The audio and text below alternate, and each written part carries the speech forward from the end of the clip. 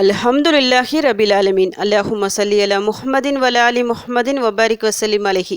அஸ்ஸலாமு அலைக்கும் வரஹ்மத்துல்லாஹி வபரகாத்துஹு. வெல்கம் டு வாய்ஸ் ஆஃப் ஈமான். எல்லாரும் எப்படி இருக்கீங்க? நல்லா இருக்கீங்களா? அல்ஹம்துலில்லாஹ். அல்லாஹ் சுப்ஹானஹு வ தஆலா உங்களுக்கு நீண்ட ஆயுளையும் ஆரோக்கியத்தையும் வழங்க வேண்டும் என்று துவா செஞ்சு ஆரம்பிக்கிறேன். பரக்கத்தான நன்மைகளை வாரி வழங்கக்கூடிய ரமதான் மாதம் வர இன்னும் ஒரு மாதம்தான் நடுவில் இருக்குது. இன்னும் 1-2 மாதத்தில் ரமதான் மாதம் வந்துடும்.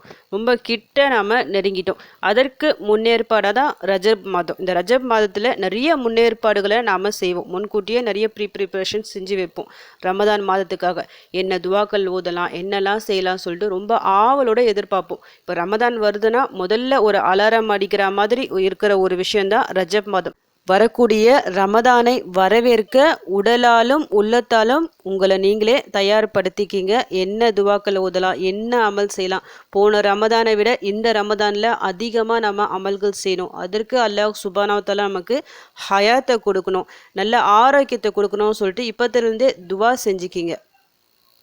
போன ரமதானில் விடுபட்ட நோன்புகளை எல்லாம் கரெக்டாக நீங்கள் கதா செஞ்சு நோன்பு வச்சுட்டிங்களா சொல்லிட்டு சரி பார்த்துக்குங்க. அப்படி நோன்பு வச்சு முடிக்காதவங்க இன்னும் ஒரு மாதம் தான் இருக்குது, அதுக்குள்ளே நோன்பு வச்சு நிவர்த்தி செஞ்சிடுங்க. அந்த நோன்புகளை, விடுபட்ட நோன்புகளை நிவர்த்தி செஞ்சிடுங்க.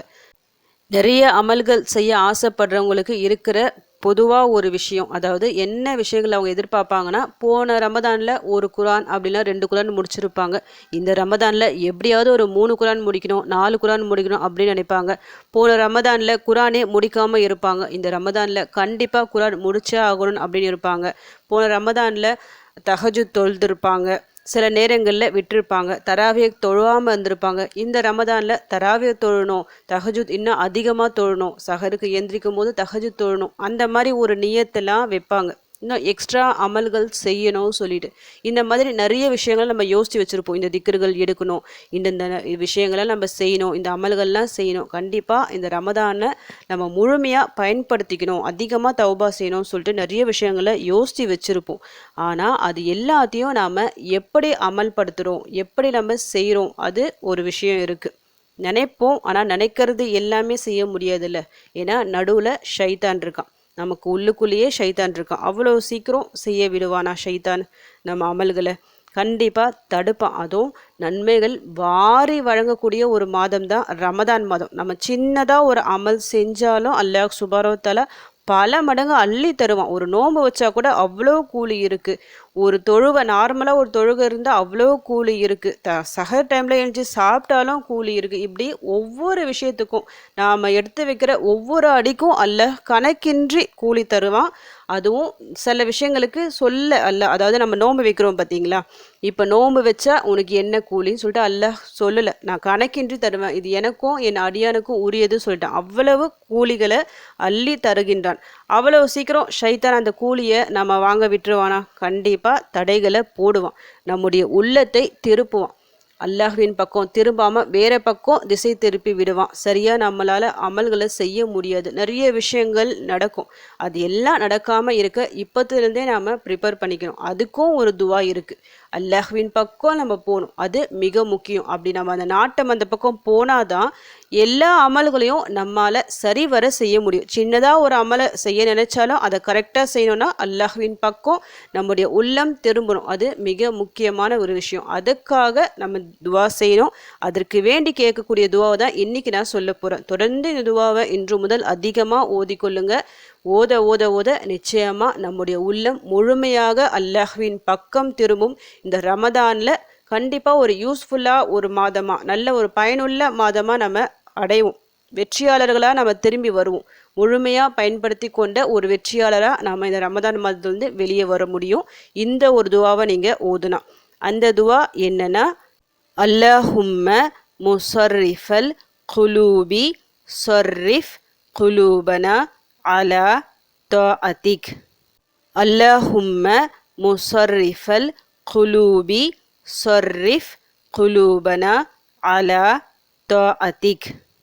அல்லாஹும்ம முஸர்ரிஃபல் குலூபி ஸர்ரிஃப் குலூபனா அலா தாஅதிக். இறைவா, உள்ளங்களை திருப்புபவனே, எங்கள் உள்ளங்களை உனது வழிபாட்டின்பால் திருப்புவாயாக. நம்முடைய உள்ளங்களை அல்லாஹ் நிச்சயமா திருப்புவான். உள்ளம் திரும்பக்கூடியதுதான். இப்படியும் திரும்பும், அப்படியும் திரும்பும், எப்படி வேணாலும் போகலாம். பாதையில் நேரான பாதையிலும் போகலாம், வழி தவறியும் போகலாம். இது எல்லாமே அல்லாஹ்வின் நாட்டப்படி தான். ஒருத்தவங்க ஒரு நன்மையை செய்யணும்னு நினச்சாலும் அது அல்லாஹ்வின் நாட்டம் இருந்தால் தான் அவங்களால செய்ய முடியும்.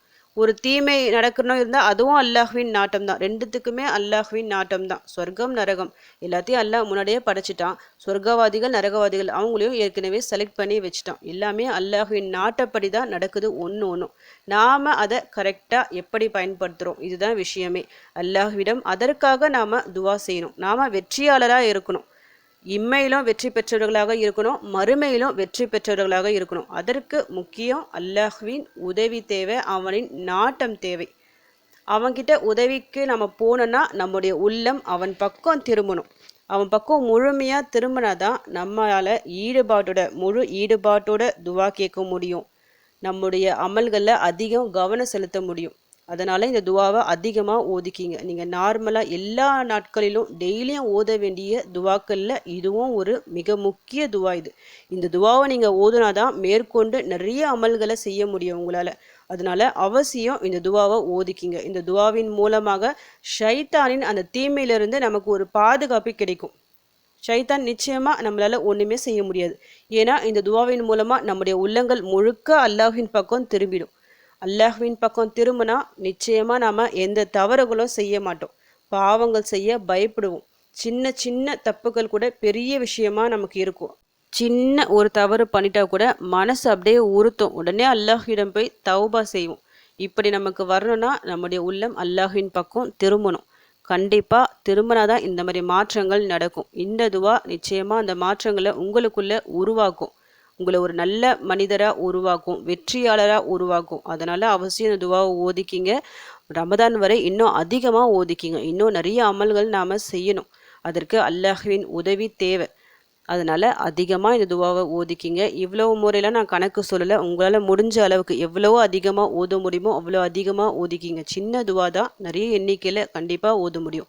ஒவ்வொரு வேளை தொழுகை முடிச்சுட்டு நீங்கள் ஓதலாம். இல்லைனா ஏதாவது ஒரு வேளை தொழுகையில் நீங்கள் ஃப்ரீயாக இருக்கீங்களா அந்த நேரத்தில் இந்த துவாவை ஓதிக்கிங்க.